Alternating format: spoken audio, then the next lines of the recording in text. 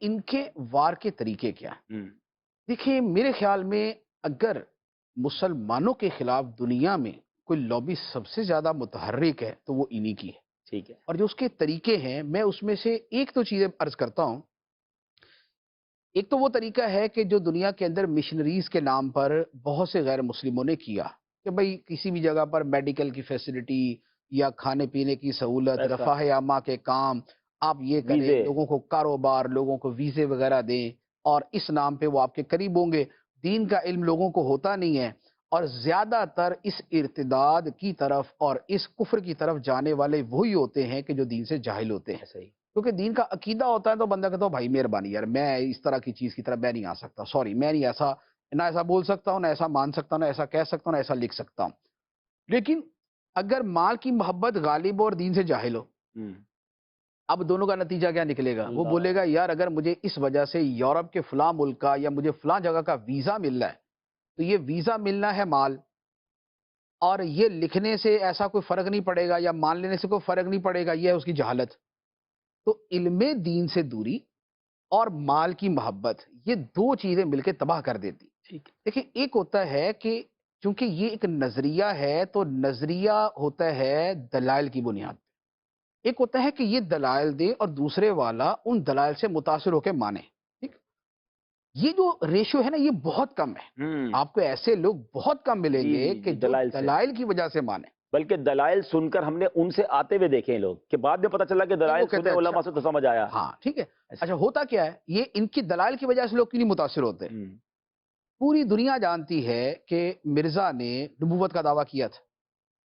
جب وہ بندہ ان سے جا کے ملتا ہے، یہ کہتے ہیں نہیں نہیں نہیں نہیں، نبوت کا دعویٰ تھوڑی تھا، وہ تو مجدد تھے، وہ تو مسیح تھے، وہ تو فلاں تھے، وہ تو مسیح موعود تھے، وہ تو مہدی تھے۔ ہمارے ہوتے ہیں۔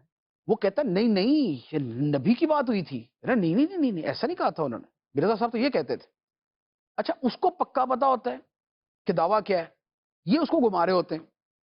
اچھا وہ آہستہ آہستہ جب تھوڑا سا کہتا ہے نا اچھا چلو یار تم کہہ ہی رہے تو پھر ایسا ہی ہوگا، اب جب وہ آتا ہے بیعت کے اوپر،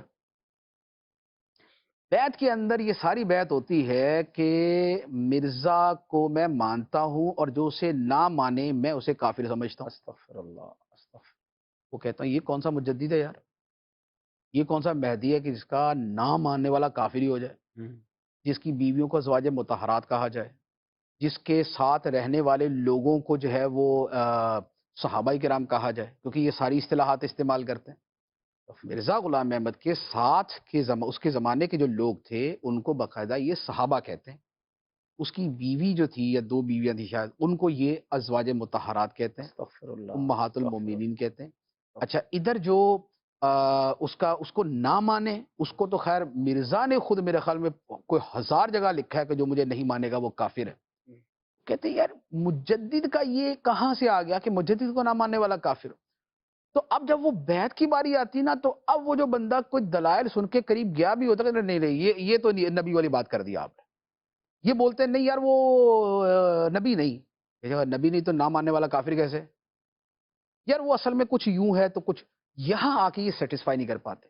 اس کا نتیجہ یہ ہوتا ہے کہ وہ بندہ جو دلائل کی وجہ سے گیا ہوتا ہے وہ آخری مرحلے پہ جا کے واپس آ جاتا ہے، ہوں، جب اس کو پتا چلتا ہے کہ مجھے کہا کچھ اور گیا تھا نکلا کچھ اور ہے، مجھے تو پیسٹری کہا گیا تھا آگے سڑا ہوا بسکٹ نکل آیا، تو لہذا میں تو یہ قبول نہیں کروں گا، جاہل لوگ چلے جاتے یہ جاہل ہے۔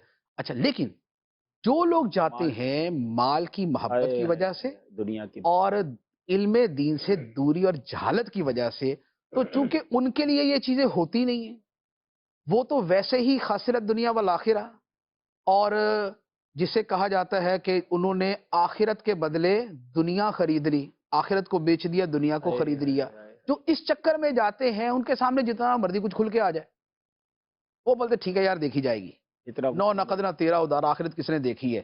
اب وہ اس چکر کے اندر جا کے وہ دوسری طرف آپ نکل کو جائے۔ یاد ہوگا امیر علیہ سنت نے اپنے بیانات میں اس موضوع کو کتنا اتنا شروع لینے سے کی سن رہے ہیں۔ کوشش کی تھی کہ جو وہ اپنے صلی اللہ تعالی علی محمد لکھ دے یورپ میں جانے کے لیے ویزا بعض فارم ممالک دیں۔ میں جانے کے لیے یہ تھا کہ اگر آپ خود کو قادیانی لکھ دیں گے تو آپ کو ویزا مل جائے گا۔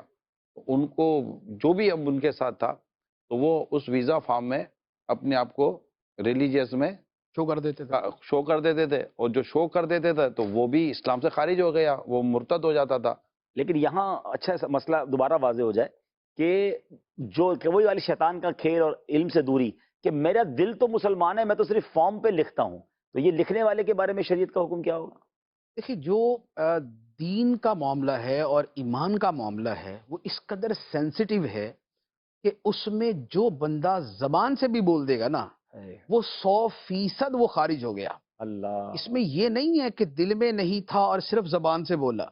زبان سے کلمہ کفر بولنے کی جو اجازت ہے وہ قرآن مجید نے واضح طور پہ صرف ایک صورت میں دی ہے.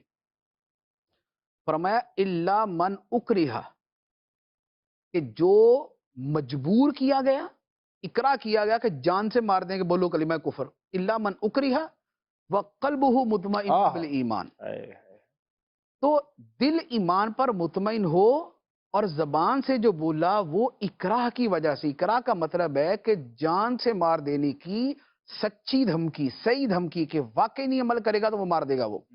تو قرآن نے صرف ایک صورت کی اجازت دی ہے. اس کے علاوہ جو صورت بھی ہوگی کہ جس میں وہ زبان سے یا تحریر سے اگر وہ اپنے آپ کو کافر کہے گا وہ کافر ہو جائے گا. اللہ کی پناہ، اللہ کی پناہ. اللہ ہمارے حال پر رحم فرما، اللہ ہمارا ایمان سلامت رکھے.